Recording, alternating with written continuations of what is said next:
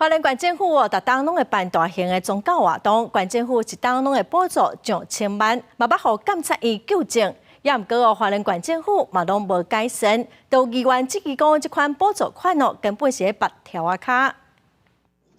花莲这天气候社经活动，市政县长卜坤基15年前创办，将佛教、道教、天主教、基督教、原住民祖灵、几万五教联合祭天，每一年编上千万的预算，予参与的宗教组织，平均每一件20万以上，是比宗教补助要点规定的袂当超过2万块，要加出真济。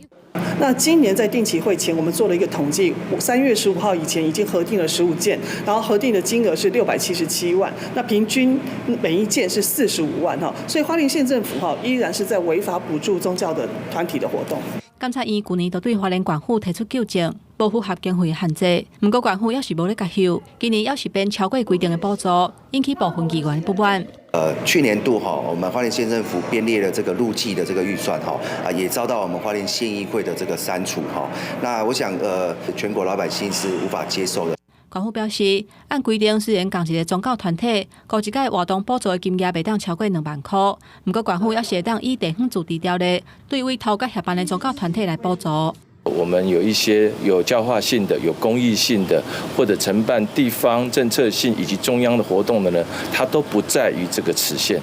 议员强调讲，从105年开始，花莲县府每一年宗教预算平均4000多万，9年的时间已经超过5亿。这钱的用途毋但受到真大争议，即马就连监察院甲纠正了后，伊嘛毋检讨，